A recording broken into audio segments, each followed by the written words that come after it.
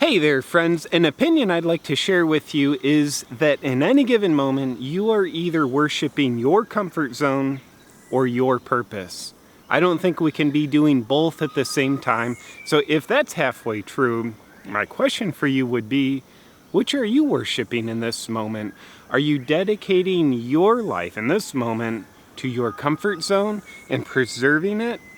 Or are you dedicating your life to fulfilling your sense of purpose?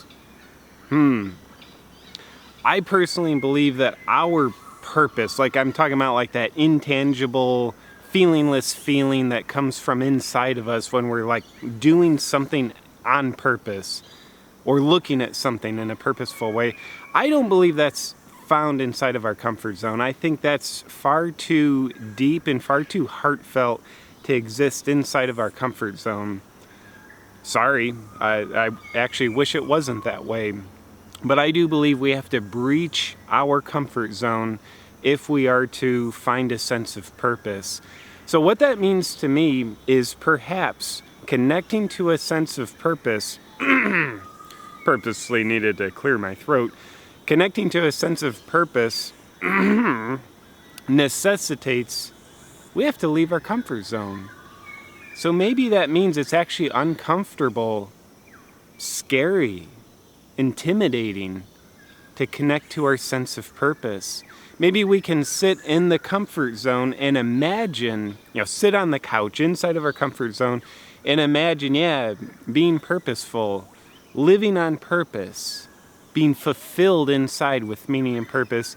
Boy, that would be really comfortable, says our imagination when we are inside of our comfort zone.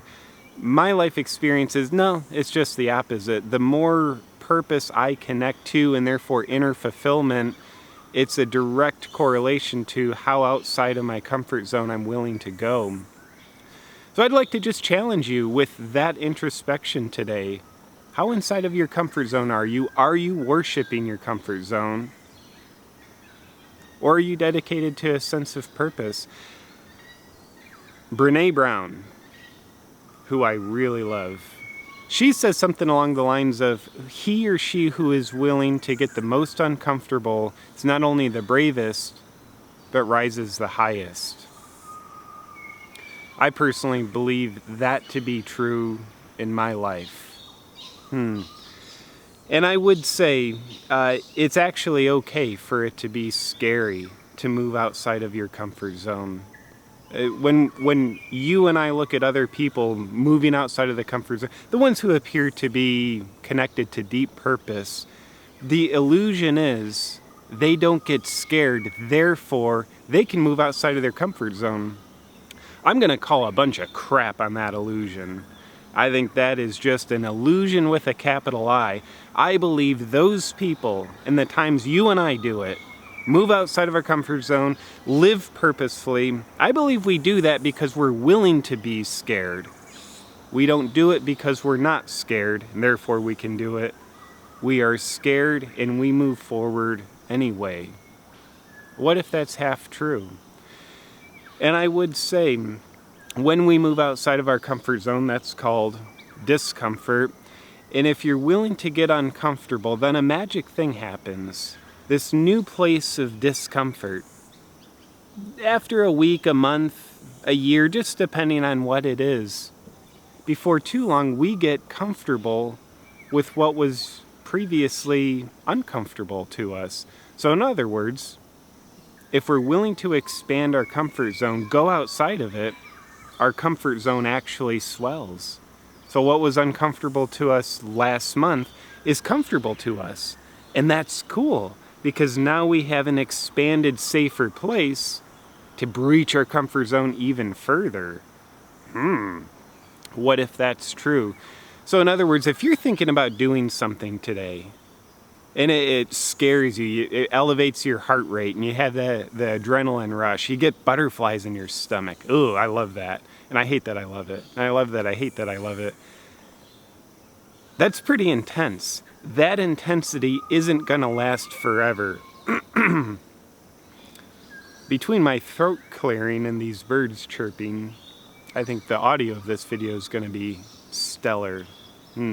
So anyway, when we imagine that intensity, oh, butterflies in my stomach, I couldn't live with that intensity forever.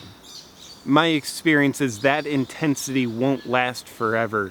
We go outside of our comfort zone, it's there for a while, but then it begins to dissipate, because I do believe, paradoxically, if we're willing to go into the discomfort of leaving our comfort zone, that discomfort will soon become comfortable, which makes it safe and possible for us to then expand even further. It's my delusional opinion and my life experience, whatever that's worth. So before I close this video, I will ask you to consider your actions, your perceptions, your emotions, your thoughts. Those are all realms that have a comfort zone. So I'm not just talking about, oh, go skydiving or quit your stupid job and start a business to expand your comfort zone. Those actions are ways to expand your comfort zone and latch into a sense of purpose. Which, by the way, some would say, well, I don't know what my purpose is. Leave your comfort zone. You won't find it when you're looking for it where it's not. Back to my point, mentally, emotionally, physically action-oriented, and connections with other people, I would challenge you to do something uncomfortable today. I'm definitely not the first person that's about to say what I'm about to say, and I guarantee I won't be the last either. Mosquito just bit me. It was uncomfortable. One of the most important rituals, if you will, for success is do something uncomfortable every day. Again, if we don't do that, we don't find our purpose, because we're just looking for it where it's not, inside of our comfort zone. But if we're willing to do something uncomfortable every day, I do believe that magic can happen. That is, I believe we can become more aware of the magic that's happening all around us and inside of us.